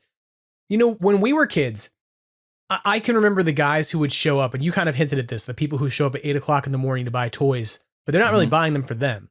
Right. But when I was a kid, the big thing everybody was chasing was starting lineup, which is hilarious because now people can't get rid of starting lineup figures from the 90s. They're like, I have a collection of these. Can I sell them? And it's like, no, these sell just about as well as sports games for video game consoles from the 90s. Like there's just no interest. So much so that my brother actually bought a second set of New York Rangers figures recently that he had holes drilled in and turned into Christmas ornaments. And then he made an entire New York Rangers starting lineup Christmas tree in his house, which is hilarious. But, you know, like, I think about that era, though. There were guys who were scalpers who were running card stores and running, you know, like, I'm not even want to say toy stores so much, but comic book shops, baseball card shops, etc., who would be out there at 8 o'clock in the morning at Toys R Us picking up the starting lineups, chasing down the goalies from the hockey series because they were the chase items and hard to find, etc. And today, there are so many more of those people because that became an industry of people who were doing it online, who were flipping, right? Who were reselling online at this point. But then you have things like, I'll give you as an example, Target's 90-day return policy. So if you're flipping, what is really to stop you from coming in, buying up, say, 25 figures off the pegs, and then bringing them back 85 days later when they don't sell? You put them out on eBay. You thought you were going to be ahead of the curve. You thought you were going to, you know, oh, look, I was the first one to list this. I thought I'd get 5 times its value from people who are freaking out because they can't find it. And then they bring it all back and dump it back. It goes into returns, and then where does it find itself but through the return river of ollies, right? It's sort of like, here's the return merchandise that shows back up. And I wonder how much that is a thing that's legitimately happening at this point, because you see this all the time of like an action figure release happens. You can then look at what's on the pegs at a Target, pull out your phone, go to eBay, search for the very same things, and find that people are like, NECA's a great example. You can watch guys stand in the aisles at Target with their phones in their hands, looking, picking up a figure and saying, oh, what is this? What is it selling for on eBay? And then putting the damn thing right back down. Right. Yeah. So, they look at the value and see what it is. Yeah. Right. And so it like makes me wonder to some extent, like if you could short circuit that, sort of weird cycle of purchase and return, if that makes sense, right? Or that cycle of toy speculation. Mattel Creations hasn't done it well because they always put out figures in such a limited quantity and they would sell out instantly, and there would be bots online that would buy them all out, and then people would be freaking out about how they were off on eBay. But in that context, the difference was that the merchandise is then sold. You can't, as a person who's going to be flipping it, just walk back into Mattel store and go, here's the stuff back. Instead, you've ordered stuff online that's more difficult to return, and you know, you're stuck with it. You have to figure out how to get rid of it. So it kind of decreases, I think, the ability for flippers to operate successfully, if that makes sense. I could be wrong about that, but no. And I think there are changes that need to be made just in the toy industry as a whole, not necessarily any one company. And I think selling a whole figure line in a single package would be a great way to do that, because then you eliminate the scalpers, right? If you either want the whole thing or you don't, you never have to worry about completing your line, because there's legit been times where if something's selling and it's difficult to find, I may wait on the entire line, because as a completist, I may not want to get anything if I can't get it all, or I don't want to like overpay or triple pay for one item that, you know, happen to be the least bundled item in a box that goes on the shelf. So I think you got to figure some of those things out, and you really got to. And I know it's difficult, but even some of the NECA stuff, like my issue with NECA usually is that they'll announce something and say in the fall, and I was looking for Alf because I love Alf. And I know you love Alf. Yeah. Took forever to find the Alf figure. And then now I'm seeing all the Toonie Terror stylized version of the Alf figures on the shelves everywhere. Right. Abundantly in stock. And then I even saw some of the regular collector version of Alf on the shelves that I hadn't seen. And I'm like, and that's been over a year since that release. And it seems like NECA stuff just kind of trickles out. But I also think that's partly how they distribute with Target and their NECA reps that are the only ones allowed to put out on the shelves in there and things.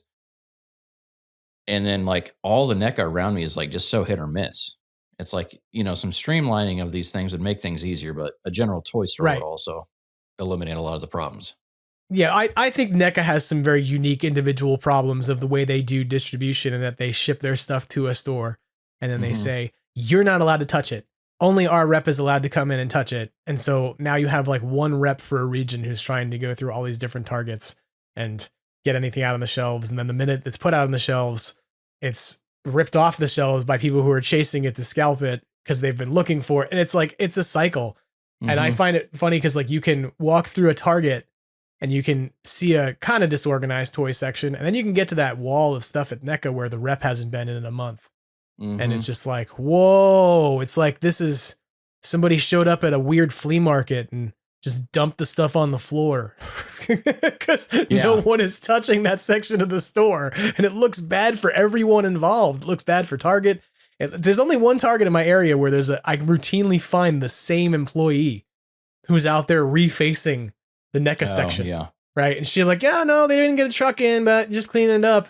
But you go to the other Targets in the area and it's like stuff is just laying on the shelves off the pegs. There's crap everywhere. And it just looks like a bomb went off of Gremlins collectibles or something. But yeah. And again, you're back to like some of the peg warmers there too. Like, yeah. Like the Back to the Future line. I lucked out and I got the Griff Tannen from Back to the Future too, but my brother still doesn't has it because he never saw it on a store shelf. I saw it once and I was like, I'm getting that. Just because I needed it. But how many Doc line. Browns did you see of like the original Doc Brown or the Biff figure that was just ubiquitous? You could find Biff everywhere, Yeah, regular Biff or the audition Marty McFly that had the translucent hand that didn't go to that scene with Marty. So you're just like, could have thrown that in any of them.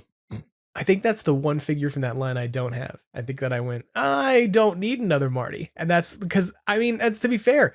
I only need more than one Doc because they are different aged Docs at different points in the story from different movies. Right. But other than that, like even that's another great example. Like NECA produced a set of figures there that they produced the same characters several times over rather than giving you like, here's a variation. You could just change their costumes and change. No, like here's a different figure, a different version of Doc. All right, fine. I understand that. But then that was kind of like you got Doc, you got Marty, and you got Biff. Meaning you got Biff and you got Griff, who is really kind of the same figure, right? He's a different character, but he's kind of also not, Yeah, and I think the likeness rights to Crispin Glover there, right? We know how he got burned on that, so he doesn't want anything to do with Back to the Future. Right. And I totally understand that, but then you don't have Marty's mom, right? So you're missing key characters there, and you're like, that's such a very limited line for what it is. And then they're just like, at that point, gave up on it, but they released the accessories set, which is awesome. But then they skipped Back to the Future 3. And I'm like, those characters and figures would have been very different. Right. And those would have been kind of a blast. Like, I feel like kids would have bought those just to have some like weird cowboy toys. Right. Right. Because you don't ever really see cowboy toys anymore. It's and very to be rare. frank, like the two movies that get the most love are Back to the Future and Back to the Future 2. And it's 3 that doesn't, I think, get as much merchandising love. So if you put that out as part of the line and said like, look, we're doing a cowboy, Tavern Marty in the rodeo clown outfit or whatever. Right. And we're doing, we're going to do a, what's his name? A Buford Tannen, right? If we did a Buford Tannen, like to me, all right, fine. You gave me another Biff, but now I've got all 3 movies. I can kind of line them up next to each other. Instead, I've got figures that represent 2 of the 3 movies and an accessory pack. You're like, okay, cool. So I don't know. I feel like maybe we're kind of talking in circles a little bit about this because on the one hand, I'm like, I want there to be more figures, but I want them to also be figures that matter. But I also don't want you to just focus on some of them. Maybe I'm talking contradictorily, but I don't know. Well, I think as a collector, you're always going to have a little bit of contradiction just from looking at any toys because a lot of us would love an accessory set, something like they did for the Back to the Future line, even for Ghostbusters, right? They could have easily done slime blowers for that, stuff like that, just to kind of release to supplement the figures. Like, hey, you're not going to give me another line, but give me some accessories. Yeah. Which I think where some of kind of the third party marketplace comes into that and with 3D printing and everything at home, like, there's a lot of people willing to fill that for you, but it's just a matter of figuring out that risk versus reward, right? You're spending a lot of money just to use the license anyway. And then, so a certain amount of every figure is automatically going just to cover your licensing fees, I'm assuming. Then cost, distribution, all that. And the whole thing is like, how far do you really come out ahead for these things? Right. And it's funny you said this about like accessories and weapons because like I'm thinking of 2 things now. One is Masters of the Universe years ago. Like they don't do this anymore, but when we were kids, they sold a thing called weapons pack. Like that's what it was. It was just like, oh, you need extra weapons for figures in your line, or you lost some swords and shit. Like, cool. Here's a weapons pack. They're not going to be the same colors as the original weapons, but they're going to be variations on those weapons. And so you've got more stuff. And I would love to see like a version of that would be, you know, kind of like if Plasma series had like a Ghostbusters weapons pack that had slime blowers in it, had like the in-scale props. Because the other line I was thinking of that does so much better at that is the Mattel line. Like the Mattel line, what it did was it didn't give you weapons packs, but it gave you figures that had a ton of accessories such that you had, like, think about those 12-inch figures. Oh, right? yeah. Like each of them came with a locker full of accessories. And then when they did the Ghostbusters 2 packs, they had like pull out drawers that had all these different props, like, you know, the toaster, the slime ladle, the little jar of slime, etc. But like, even the Louis Tully figure came with like 2 heads. It came with a bucket of popcorn. It came with a slice of pizza, right? It came with a terror dog head as well. So it was like each of those figures came with multiple things. And the big one that I think of was when they did the last figure they were going to do. They did the Egon figure from the courtroom, Egon. They put him out as a San Diego Comic-Con exclusive, but the whole reason to buy him is like, he's got like 15 accessories from Ghostbusters 2 in the pack or something. It's like... Yeah. Yeah, I picked that figure up after you were talking about it because I saw all the accessories in there. I was like, man, that mug alone is just worth it. Right. Like the thermal mug's in there, the toaster's in there, the slime ladle's in there. Like basically everything they made for Ghostbusters 2 in the 2 packs, they turned around and said, all right, well, let's just make an even smaller scale version of it and just shove it in this SDCC pack with Egon. And it functions almost like a weapons pack for the entire line, you know? Oh, yeah, for sure. I don't know, when you think about it all being said and done, though, like I'm super excited to see Ghostbusters on the toy shelf again. Yeah. Like, you know, I know the people that love Motu, like I love that they get to go and see all that stuff on the shelves, and they have been with the Netflix series and things like that. So I'm so happy that, and even the G.I. Joe, I know there's a huge section of G.I. Joe collectors out there that are so excited about all this, but yeah, the Ghostbusters stuff's a little more limited. I'm good with that. And I'm just excited to start toy hunting again. Really, I just think what it comes down to is like, it's all here.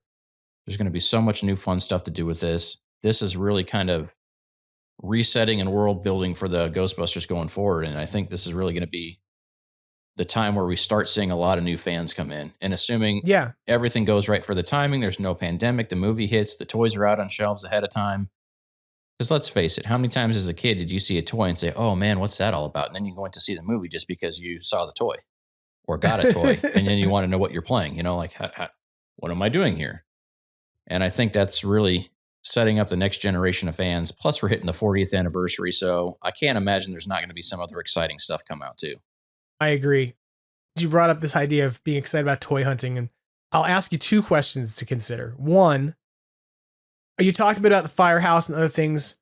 What's one additional thing that you would say that if Hasbro produced it and put it on toy shelves, you'd be more than thrilled to buy it? Like, what's something that you hope to see? I would, regardless of what it is, I really think they need another playset. Like, I mean, they list the Ecto 1 kind of as a playset.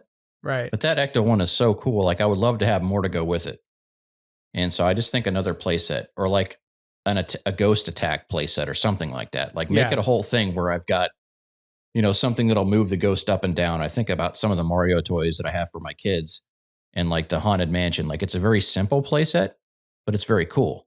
At the same time, it's very basic, but it gets the point across. So like, give me something like where the ghost can kind of move or interact with and make it look like it's floating or flying, where I don't have to hold that.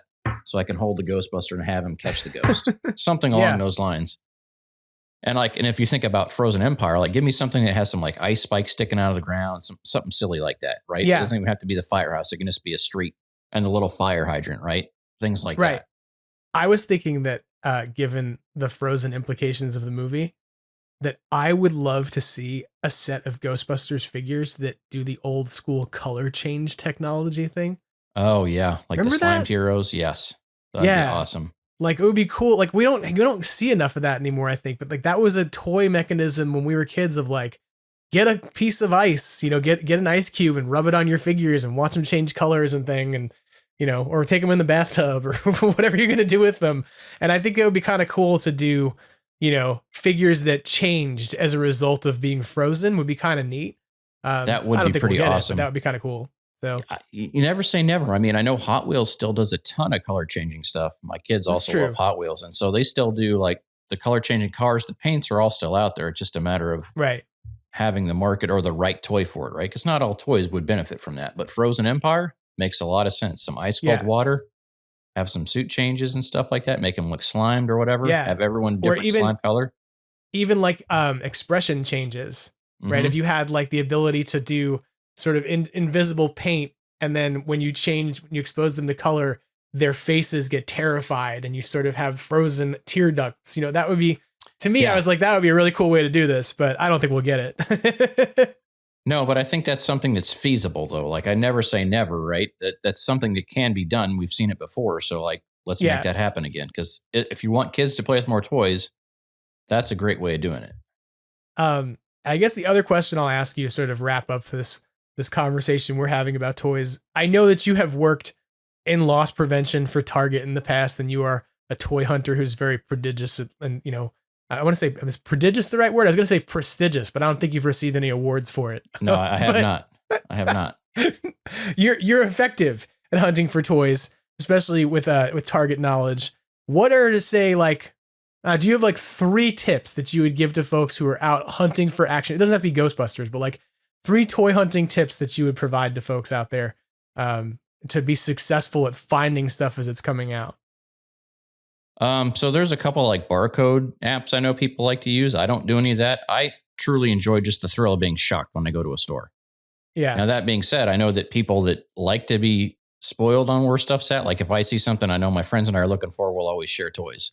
Like if you go in the Strange Glow video group chat, my friend Nick does a lot of like delivery service and courier work and stuff like that. So he's always in the stores and he's always like, hey, here's what this Target has, or here's what this Walmart has. So if you don't have a friend that does courier work like that, like shipped and all those types of things, get one because they can easily check on toys for you, right? I guarantee you in your circle of friends, you know someone that does that at least part-time. So have that friend there that can always check on things for you. The other thing would say, never buy something you're not 100% on. Like just put it back. Because like if you get in that thing where I go like, oh, do I really need something? I don't. And if it's something that I was just kind of half-hearted about, I'm taking something off the shelf that someone's going to be loving the minute they see it. They're like, oh, I've been looking so hard for this. Right. And I'm just kind of like, that'll scratch the itch for today. And, and I think there's so much of that out there. And, that usually only happens to me with clearance stuff anymore. And I'm like, that's for that price. That's really cool. Or that's really good. And then the last thing would be, just get in with your other toy collectors around town. Don't make it a competition. Be friendly with each other. You guys are all out there doing the same thing. Like, why have enemies for looking for toys? Right. I know that when I used to work at Toys R Us in high school and I'd work Saturday mornings, we'd always have the Hot Wheels guys come in. And all the Hot Wheels guys that we had come in our store were all pretty good about getting along. But I'd heard stories from managers that worked there. They're like, you got to watch those guys because sometimes they get into fights and stuff. And we never had that. So just be mindful and respectful of your fellow toy collector because we're out there doing the same thing because we love it. Yeah. I mean, I have to say that part of the reason I wanted to have you on, and I talked about it at the beginning, was that I was so amused by you posting the DPCIs because it was something where when I saw the Fright Features figures come out, I started talking about them with folks. And the first messages that I got from some friends who are hardcore toy collectors was, did anybody get the UPCs? Mm-hmm. Right. And it was just like, I was like, no. And then somebody else messaged, did anybody get the UPCs? And then I messaged somebody who I knew was in Austin and had seen those figures. And I said, did you happen to get photos of the backs of the boxes of the UPCs at all? And they said, no. And I said, all right, you should try and get those in the future because that's what helps us find them. And whoever, within an hour, somebody had gone back to that retail establishment, had taken photos of the card backs and put them online. So the UPCs were out there. But that to me, I think is like the most useful thing to know is like, it's not like crazy knowledge, but the DPCI number, especially at Target, to me, I always think of as being like the magic thing because I think a lot of people are afraid to approach store associates because they think they don't want to be bothered or whatever. But every time I approach a Target associate and be like, hey, can you look up a DPCI for me? They're like, yeah, sure. And then they can tell me like, oh, we don't have it, but it's at a store like 20 miles from here. They have 5 of them, and it's like something you don't get online, you know? And you can check the Target app and usually like check the store near me or whatever like that. Kind of helps with that, but it's not as good as having the employee check. No, especially because the employee checking can tell you things like when the restock is going to happen or any of those things. And so I often say like one of the ways to be successful at this is be kind to your Target store workers. I don't think this is necessarily goes as well with Walmart, to be frank. But well, the other thing is any toy store that has a barcode scanner, if you have a photo of that, it should scan that barcode so you can see if they carry that in inventory, right? Because we saw even with the last Fright Features line, Target carried the version of Winston and Ray with the Slimer and was that a Pterodog tie-in, and then Walmart had the other version. So to be a completist, you had to go to 2 different stores and different barcodes. So you can at least scan those things and see like if they're in stock nearby or get their identification code.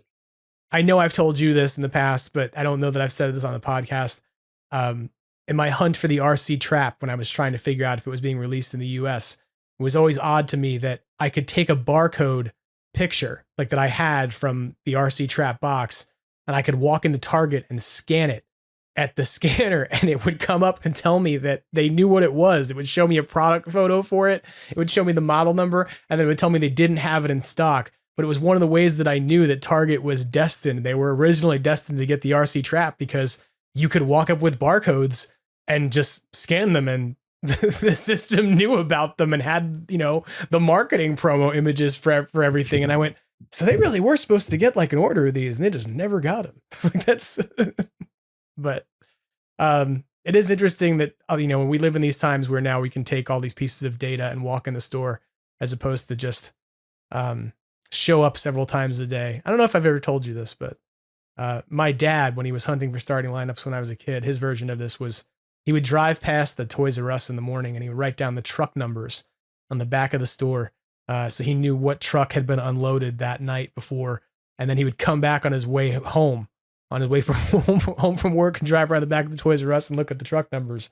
And if they'd changed, he'd walk inside and ask the guys, "Did you guys get a truck today?" And if they told him no, he would say, "Then why is the truck number outside changed?" And he got figures that way more than once. That the guys were just holding in the back. It turned out there was a ring of guys who were selling starting lineup figures out of the back, well, charge $60 for this goalie, and they would buy them and then sell them out of the back of the Toys R Us to customers until Dad got them in trouble, quite frankly. That's pretty wild. Changed. Yeah, that's pretty cool. Yeah. In general, though, be kind to the people that work at the store. Be kind to your fellow collectors, and that really just goes super easy for us. Yeah, make life easy. Anything else you want to throw out there, Justin, before we wrap up this episode of Extraplasm? Anything else in terms of toy collecting or Ghostbusters collecting or anything else you want to say to folks? Just a few, I guess, closing thoughts would be, I've got Ghostbusters Frozen Empire teaser posters. And if you're in the Kansas City area and you want any of those, just reach out to me on my socials, either at Strange Glow Video or Mr. West Studios on Instagram if you want to get a set of those for free. I got those from Sony, so I'm just trying to get those out to people that will appreciate them and want them. And then the other thing is if you're looking for buttons, we do got a little button shop. I make 1.5-inch buttons, so I've got a ton of Ghostbusters ones up there right now, inspired by the new movie. So if you want some swag to wear on there, so you need your pieces of flair. And I'm selling them super cheap for them. I'm not trying to make any money. I'm really just trying to get them out into people's hands just because it's Ghostbusters. I know everybody loves that stuff. So throw it on your horror movie jacket, throw it on your flight suit, whatever. But we've got battle those jacket super cheap. Yeah. So. I think that's a Chris Stewart expression, the Ghostbusters battle jacket. Yeah, I think so. Where did they pick those up? Your Etsy store? Yeah, on Etsy. So if you go to strangeglowvideo.com, it's got a link directly to our Etsy. And you can also find us directly on Etsy. Just search in Strange Glow Video. Links are on all the socials too, I believe. Right on. And of course, people should check out Strange Glow Video. You all are still putting out episodes and putting out content. What's your most recent episode on? Do you remember? So we did a Ghostbusters 2 commentary in the end of 2022 going into 23. And so this year we just did a brief conversation kind of around, is Ghostbusters 2 a Christmas movie or New Year's Eve movie? Obviously, I think the answer to that's pretty straightforward, but it was just kind of us horsing around, throwing something else. So, but we got plenty of new comments. So, well, I'll say that for folks who may have recently come off of the Extraplasm Ghostbusters 2 commentary, if you need an epilogue to that conversation, right? Sort of continuation of how does it fit into the holiday season, and you still need to get one more last lick of Ghostbusters 2 in, that's out there for you. But you guys do a great job with Strange Glow Video. I know you recently had Tony Taylor on, as an interview as well. And, I think we have such a great community of awesome content creators who are doing the work. And I appreciate so much of what you contribute out there and put in the world.